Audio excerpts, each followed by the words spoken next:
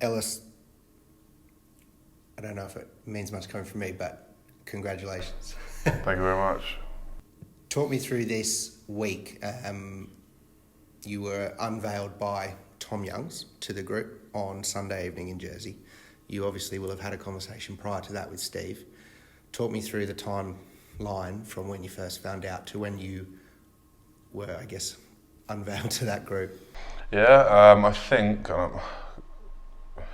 I think it was a Thursday potentially, or one of the days in training the week before we came out here. Steve asked me to do a lap of the pitch, a few laps of the pitch. Thought I was in trouble, even though I hadn't done anything wrong. You always do. So went for a walk, got a few things off my chest that I would speak to him about anyway. And then he asked me if I'd like to captain the side. Of course, immediately said yeah, I'd love to, and I'd be honoured with obviously all the history that it comes with. Big boots to fill. There's been a lot of great leaders coming from the club, and one of them I'll be playing with this year. So I guess a weird dynamic for me right now, but I'm sure I'll be able to get my head around it, and I look forward to standing at the forefront of the battle and lead the boys in.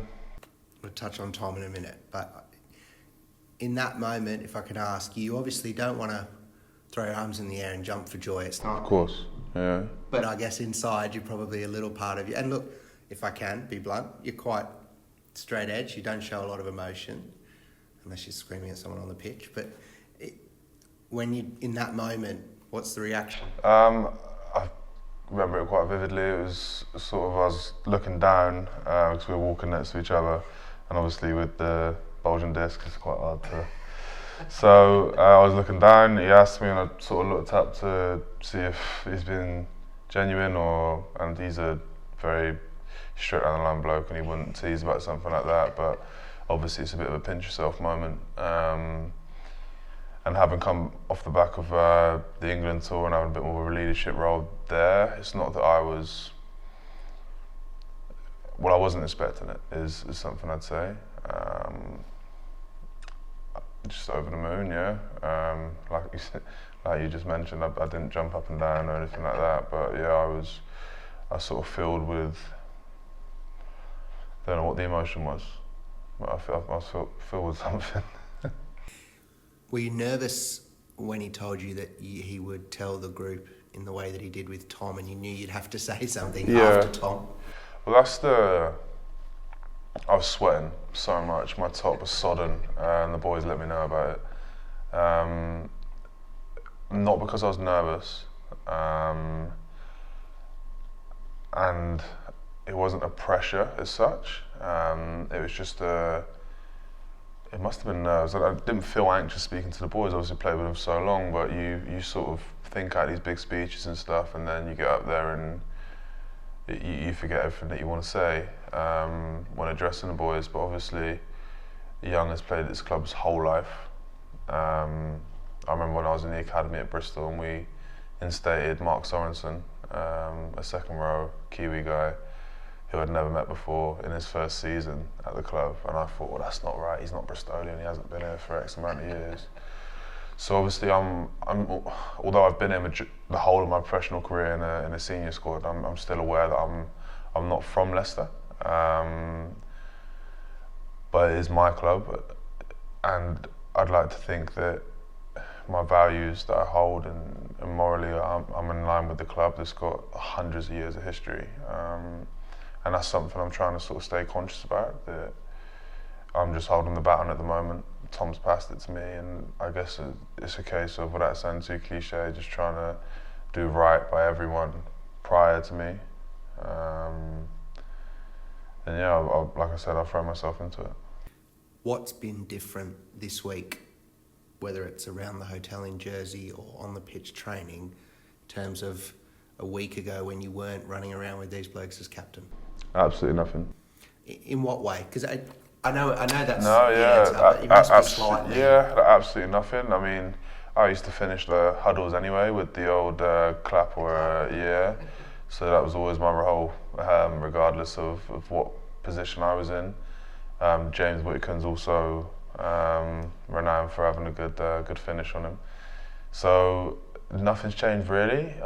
Look, the group's full of leaders. You get talkers, you get doers, you know, talkers and walkers, as they say. I'm a bit more of a walker. I tend to lead by actions as opposed to words. And I think Hammer is probably, he's definitely a walker, I can assure you of that, but he's probably a bit better at articulating himself. And he's got a lot deeper voice than me, so that always helps, because he sounds a bit more serious. But no, I think sort of what Steve alluded to when he told me, and I'm sure Hammer has mentioned it already, that sort of the way the combination will work, he thinks it'll flow well with the different qualities that we bring to I guess a leadership perspective. I think we've got to be quite aware that we're both the same age, myself and Hammer, but we're quite young. And obviously I'm now captaining people that have got 300 games for the club, 250 games for the club, countless England caps, Lenny for example. But like I said, nothing's changed, so it's not a case of I'm the captain now and listen to me, because I think Steve probably wouldn't have gave me the role if he thought that was the way I was going to act. The one thing that I do feel, I guess now, is not a pressure, but it's my job now to, everything I do, I have to attack it for the rest of the team, because if I don't, then I guess everyone will think it's okay not to do so. So yeah, I intend to lead by actions as opposed to words, but I also find that I'm probably there for boys who, I guess what people don't see from the outside, the younger lads and people that probably aren't so confident in the club environment, if they need help. It's probably one of my roles as well. What have you learnt? I mean, we could probably sit here for an hour and talk about this alone, but, you know, top few things from Tom Youngs. But firstly, and I always used to say this to Tommy, if he puts his head in there, I'll follow him in. And he's very good at putting his head in the spokes.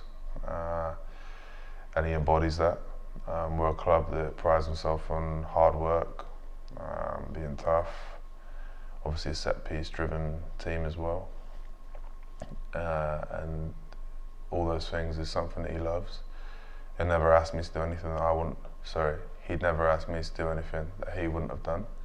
He's asked me a few times to do a few things that he likes doing, farming, and yeah, I don't fancy any time on the tractor. But an example is, as you get older, you don't do all the sessions, the club looks after you because you don't need to, you've done them for 10 years, and we would do these contact sessions, and Tommy sometimes steps out of them, and I guess if I didn't know how that bloke's put his body on the line for the club every single week for however many years, then you might have a problem with it, but you know that every time match day comes around or training, anything he does 110%, and he doesn't dip his toe in. So that's what I've learned from Tommy, that sometimes you don't need to say anything. I'm sure he learned that lesson as well on his journey, that sometimes you just don't need to say anything. And I think the boys might find it a bit awkward sometimes this year when they feel like something needs to be said, but I'm not one for forcing words out of myself. So I've learned a fair bit from him, but that's probably the bits that I can say on camera. Steve said in the announcement that you have a quality of, among other things, a quality of bringing people together, and you have a way in which you make people follow you. So what you're alluding to, do you know how you do that? Is there a way that you consciously go about that? Yeah, I feel maybe not the follow me side of things, but in terms of bringing people together, I'm from a very diverse background where I've met people from all walks of life, farmers, aristocrats, a few scumbags, and people that I guess a lot of the people in the rugby world probably haven't ever seen. And I've been friends with all of them. Some of my best mates are millionaires, some of my best mates are scaffolders, you know. And my old man's a plumber, and my mum worked in an office, so I've got all these different environments that I've been exposed to. Rugby clubs in Bristol are a bit different to rugby clubs elsewhere. They're a bit more rough and tumble. And a few of my friends played football. I mean, I've just been in so many different environments that I've got a real appreciation for how other people feel when they come into an environment that we're trying to create.